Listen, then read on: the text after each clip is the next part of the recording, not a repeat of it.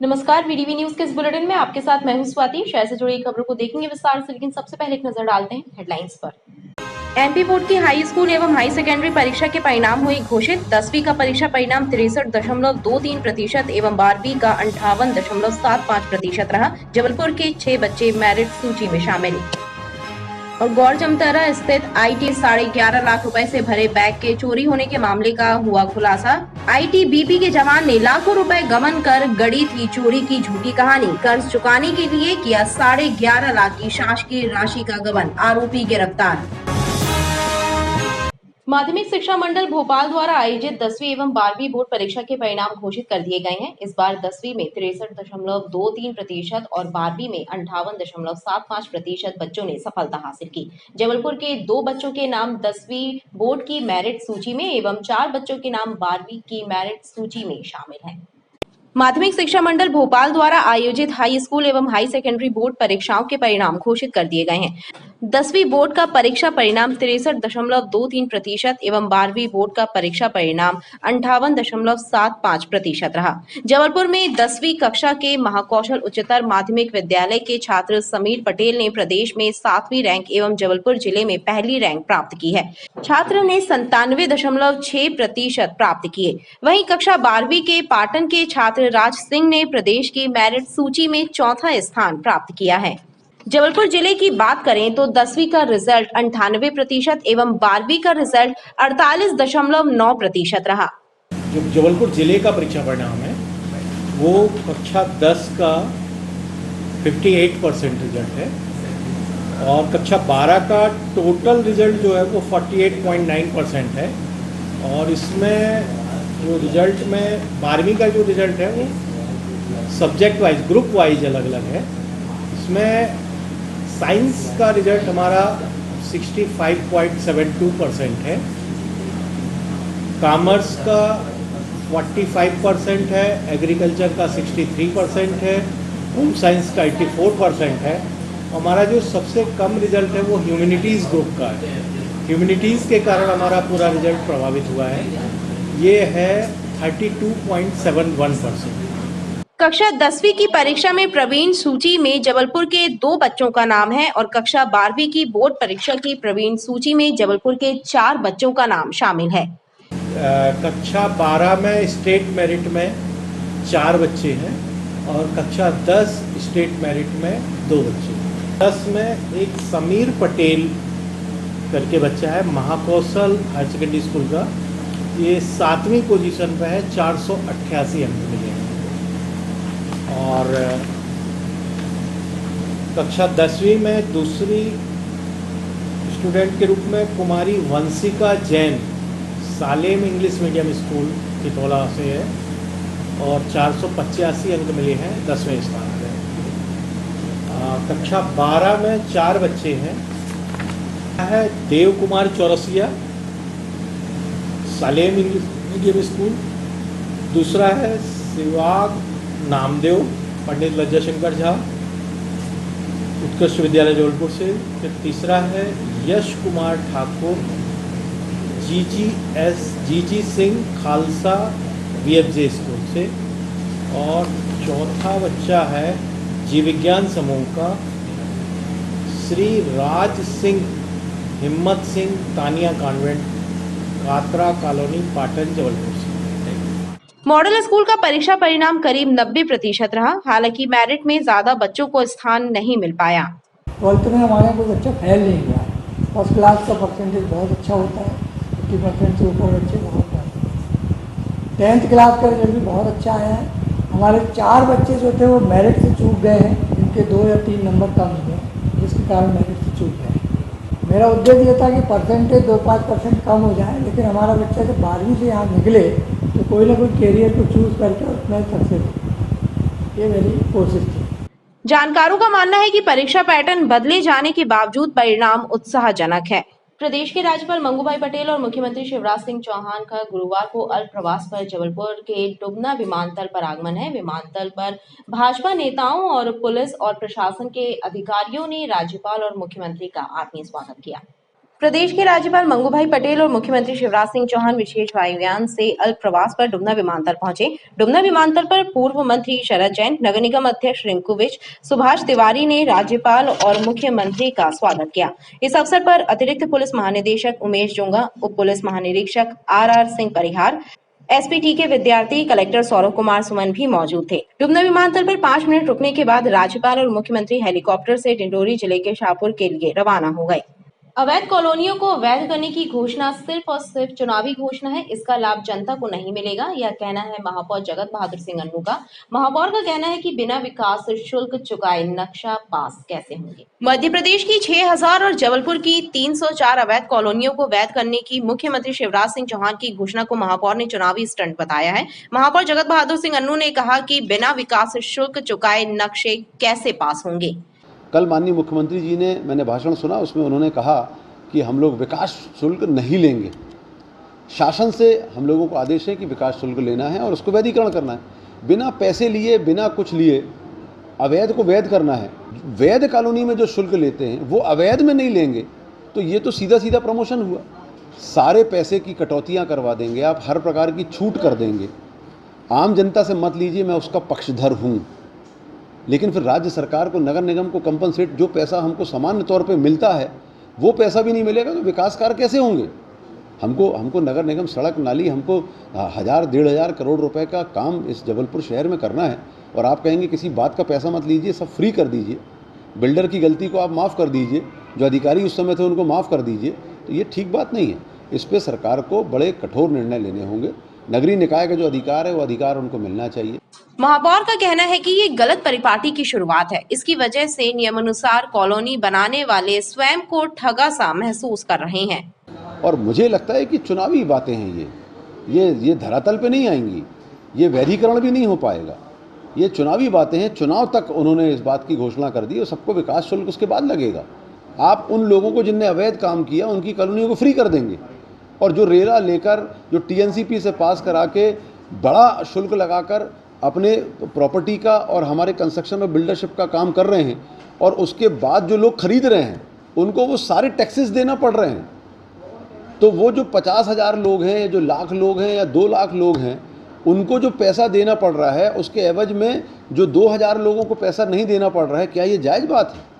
महापौर के बयान से राजनीतिक चल तेज हो गई है। महापौर के द्वारा दोषी अधिकारियों और दोषी कॉलोनाइजरों पर कार्यवाही की मांग भी चर्चा का विषय बनी हुई है। दैनिक भास्कर समर कैंप के माध्यम से प्रतिभागियों को अपने हुनर को निखारने का पूरा मौका मिल रहा है। समर कैंप की पर्सनैलिटी डेवलपमेंट की क्लास में प्रतिभागियों को पब्लिक स्पीकिंग और फेसिंग इंटरव्यू के गुर सिखाए गए। इस क्लास में भाग ले रहे प्रतिभागियों का उत्साह लगातार बढ़ रहा है। खास बात यह है कि प्रतिभागी खुद अपने हुनर को निखारने जी तोड़ मेहनत कर रहे हैं। सिविक सेंटर स्थित दैनिक भास्कर कार्यालय में भास्कर समर कैंप के माध्यम से प्रतिभागियों के टैलेंट को नई पहचान देने का काम अनवरत जारी है।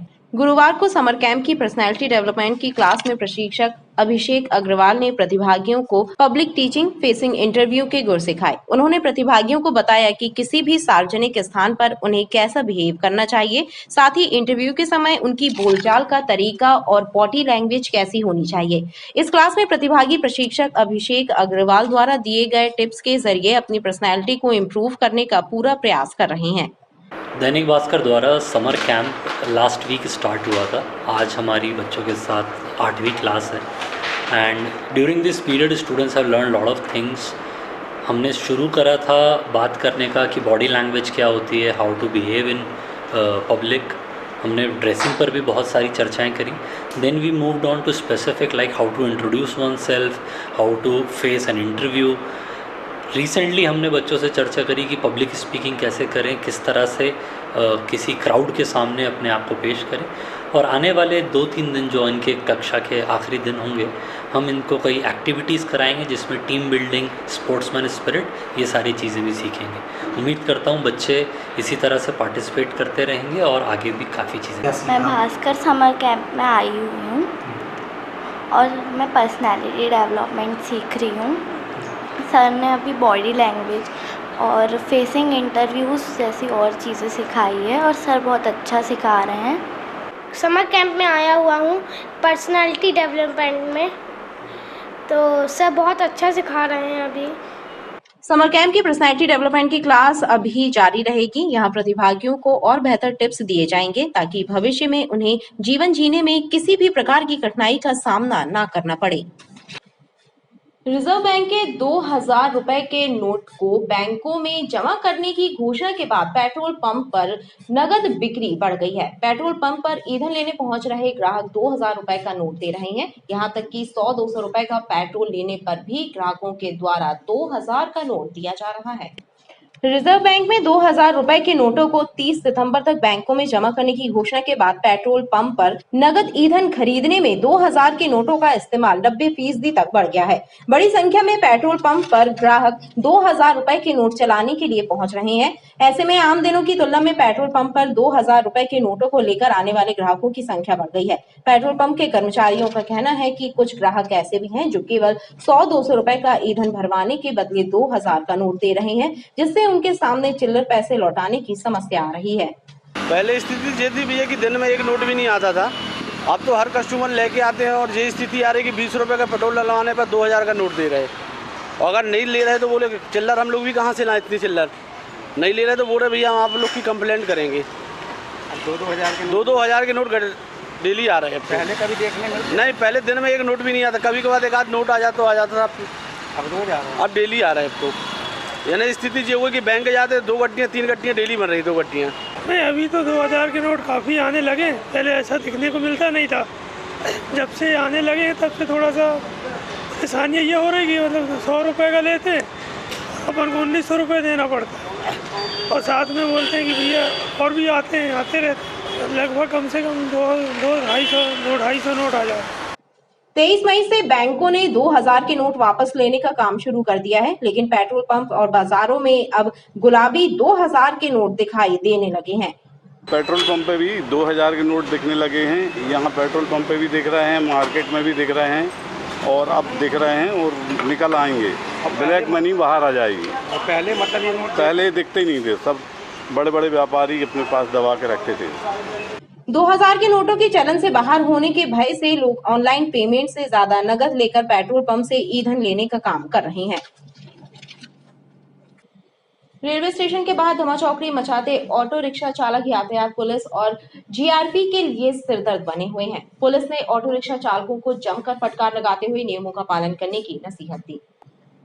रेलवे स्टेशन के बाहर धमाचौकड़ी मचाते ऑटो रिक्शा चालकों के खिलाफ लगातार शिकायतें मिलने के बाद हरकत में आई पुलिस ने ऑटो रिक्शा चालकों को नियमों का पालन करने के निर्देश दिए। सड़क खाली कराकर ऑटो रिक्शों को पार्किंग में खड़ा कराया गया। साथ ही चेतावनी दी गई कि यदि मनमानी करते पकड़े गए तो सख्त कार्यवाही की जाएगी। उनको सभी को समझाइश दी गई कि अपने ऑटो व्यवस्थित लगाएं और इस तरह से लगाएं ऑटो की जो है यातायात बाधित ना हो और सभी लोग मतलब सीरियल से निकल सकें ऑटो वाले। उनको समझाइश दी गई और कार्रवाई भी की जा रही। जो अव्यवस्थित रूप से लगाया पाया जाता है ऑटो, उन पर कार्रवाई भी की जा रही है। यातायात से संबंधित कोई बाधा नहीं होना चाहिए, तो उसी के तहत ये सभी वाहन चालकों ऑटो चालकों को समझाइश दी जा रही है अपने ऑटो व्यवस्थित लगाएं। यात्रियों से अभद्रता करने वाले कुछ रिक्शा चालकों को स्टेशन से खदेड़ा भी गया और 1 दर्जन से ज्यादा पर चालान की कार्यवाही की गई। कार्यवाही के चलते हड़कंप मचा रहा। लाडगंज थाना पुलिस ने जेल में बंद हिस्ट्री शीटर अब्दुल रज्जाक, उसके गुर्गों सहित अन्य के विरुद्ध एक अस्पताल संचालक और उसके पिता को धमकाने की शिकायत के मामले में एफआईआर दर्ज की है। पुलिस ने इस मामले में अस्पताल संचालक की पत्नी और ससुर को भी आरोपी बनाया है। उखरी रोड स्थित चित्रकूट आई हॉस्पिटल के संचालक डॉक्टर आशुतोष राय की शिकायत पर कार्रवाई करते हुए लाडगंज पुलिस ने जेल में बंद हिस्ट्री शीटर अब्दुल रज्जाक सहित अन्य के विरुद्ध एफआईआर दर्ज की है। डॉक्टर आशुतोष राय ने शिकायत देकर आरोप लगाया है कि उनकी पत्नी और ससुर के इशारे पर अब्दुल रज्जाक और उसके करीबी साकिब शूटर ने अस्पताल छोड़ने के लिए उन्हें और उनके पिता को धमकाया है। अब्दुल रज्जाक अपने गुर्गों के माध्यम से लगातार उन्हें प्रताड़ित कर रहा है। इस शिकायत की जांच के बाद पुलिस ने अब्दुल रज्जाक सहित अन्य के विरुद्ध मामला पंजीबद्ध किया। अब्दुल रज्जाक आपराधिक बैकग्राउंड के हैं। उनके द्वारा संगठन बनाकर लोगों को धमकाना, लोगों की जमीन पर मकान पर कब्जा करना, वो करना, इन पर पहले से ही बहुत सारा मामला कायम है और लगातार पिछले कई दिनों से वो लगातार जेल में बंद है। लेकिन जेल में भी रहकर उनकी गतिविधियाँ बंद नहीं हो रही हैं। अपने गुर्गों के माध्यम से वो लगातार लोगों को धमकाते रहते हैं, मामले को प्रभावित करने की कोशिश करते हैं। डॉक्टर आशुतोष राय ने आरोप लगाया कि जनवरी 2020 में अब्दुल रज्जाक और उसका गुर्गा साकिब शूटर उसके अस्पताल में घुस आए थे और अस्पताल में उन्हें और उनके पिता को धमकाया था। वर्तमान में भी अब्दुल रज्जाक द्वारा जेल से गुर्गों के माध्यम से धमकी दी जा रही है। शिकायत की जांच के बाद पुलिस ने मामला दर्ज कर विवेचना शुरू कर दी है। गौर जमतरा में स्थित आईटीबीपी की कैंटीन के 11.5 लाख रुपए से भरा बैग गायब हो जाने के मामले का पुलिस ने खुलासा कर दिया है। इस मामले में पुलिस ने आईटीबीपी के उस आरक्षक की गिरफ्तारी कर उसके घर से गबन किए गए 11.5 लाख रुपए बरामद किए हैं, जिसने रुपयों से भरा बैग चोरी हो जाने की झूठी कहानी गढ़कर शासकीय राशि का गबन कर लिया था। गौर जमतरा में स्थित आईटीबीपी कैंटीन के 11,50,000 रुपए से भरा बैग संदिग्ध हालातों में चोरी हो जाने की सनसनीखेज और अचंभित कर देने वाली वारदात का पुलिस ने खुलासा कर दिया है। इस मामले में आईटीबीपी के जवान अनिल कुमार की गिरफ्तारी भी पुलिस द्वारा कर ली गई है और उसकी निशानदेही पर उसके सालीवाड़ा स्थित घर में छिपाकर रखी गई रकम भी बरामद की गई। दरअसल आरक्षक अनिल कुमार ने ही शासकीय रकम का गबन कर रुपए चोरी हो जाने की झूठी कहानी गढ़ी थी, लेकिन जब पुलिस और आईटीबी के अधिकारियों ने मामले की पड़ताल शुरू की तो पुलिस को पैसा बैंक में जमा करने के लिए ले जा रहे अनिल प्रजापति पर संदेह हुआ। पुलिस ने जांच को आगे बढ़ाया और आरक्षक अनिल कुमार को हिरासत में लेकर पूछताछ शुरू की तो उसने शासकीय राशि के गबन और षड्यंत्र का राज खुद ही पुलिस के सामने उगल दिया। उसने बताया कि 15 लाख रुपए का पर्सनल लोन चुकता करने के लिए उसने राशि का गबन किया था और पूरी रकम घर में छिपा कर रखी थी, जिसे पुलिस ने बरामद किया और इसकी निशानदेही पर पुल नंबर 3 के पास झाड़ियों में फेंक दिए गए बटालियन के दस्तावेज भी जब्त किए हैं। आर्मी के जवान अनिल कुमार प्रजापति द्वारा थाने में आके रिपोर्ट की गई कि वह जा रहे थे शासकीय पैसा कैंटीन के जमा करवाने के लिए, जिस पर से 11,50,000 रुपये वो अपने साथ बैग में रखे हुए थे, जो उन्होंने बाइक पे टंगा दिए और फिर वो वॉशरूम के लिए गए तो वहाँ से कोई बैग ले गया। तो ये घटना बड़े ही संदेहास्पद लगने के कारण जिस पर ये प्रतीत हुआ कि इनका संदिग्ध आचरण है, तो बाद में पता चला कि वो जो आरक्षक है वो इतना सारा पैसा देख के उसकी नीयत खराब हो गई और उसने फिर वो पैसा खुद ही गबन करने की योजना बनाई। उसने वो शासकीय पैसा अपने घर में छुपा दिया और यहाँ थाने में आके रिपोर्ट करी कि चोरी हो गया, तो जिसमें उन्होंने सूझबूझ कर उससे पूछताछ करके पूरा पैसा रिकवर करवा लिया। पुलिस ने आरोपी आरक्षक पर विभिन्न धाराओं के तहत प्रकरण दर्ज किया और उसे न्यायालय के समक्ष पेश किया। पुलिस अब भी मामले की विवेचना कर रही है। भीषण गर्मी, लू के धपेड़ों के लिए पहचाने जाने वाला नौतपा गुरुवार से शुरू हो गया है। नौतपा 2 जून तक रहेंगे। हालांकि इस बार अरब सागर से मिल रही नमी के कारण नौतपा में तापमान ज्यादा बढ़ने की संभावना नहीं है। एमपी में पश्चिमी विक्षोभ के एक्टिव होने से जून के पहले सप्ताह तक मौसम में बदलाव होने का अनुमान मौसम वैज्ञानिकों ने व्यक्त किया है। 25 मई यानी गुरुवार से नौतपा शुरू हो गए हैं। नौतपा 2 जून तक रहेंगे। हालांकि इस बार नौतपा में भीषण गर्मी से कुछ राहत मिलने के संकेत मौसम वैज्ञानिकों ने दिए हैं। मौसम वैज्ञानिकों का कहना है कि अरब सागर में बने चक्रवात से प्रदेश में नमी आ रही है और एमपी में पश्चिमी विक्षोभ का नया सिस्टम भी एक्टिव है, जिससे बारिश होने और आंधी चलने की संभावना है। हालांकि नौतपा के पहले ही दिन जबलपुर में लोगों को भीषण गर्मी का सामना करना पड़ा। तेज धूप और गर्म हवाओं के कारण दिन के वक्त सड़कें सुनसान नजर आईं। लोग गर्मी और धूप से बचते दिखे गए। आज से नौतपा प्रारंभ हो गए हैं और गर्मी अत्यधिक पड़ेगी और उमस भी बहुत हो रही है, इसलिए साथ पानी रखें और लोगों से चाहते हैं कि अपने साथ प्याज वगैरह रखें और ठंडा पेय पदार्थ का सेवन करें। हाँ, गर्मी अत्यधिक पड़ने की पूरी संभावना है, क्योंकि उमस से ऐसा महसूस हो रहा है कि गर्मी अत्यधिक पड़ेगी। अप्रैल में पानी गिरा है, उस कारण से अभी जो तापमान है बहुत ज़्यादा हाई हो रहा है, 41-42 के ऊपर जा रहा है और आज 25 तारीख से नौतपा प्रारंभ हो गए हैं और अभी और टेम्परेचर 45-46 तक होने वाला है। सभी लोगों से निवेदन है कि इस धूप में अगर निकलते हैं तो ठंडा उपयोग करें। गुरुवार की सुबह 8:30 बजे अधिकतम तापमान 32 डिग्री सेल्सियस दर्ज किया गया, जबकि न्यूनतम तापमान 27 डिग्री सेल्सियस दर्ज हुआ।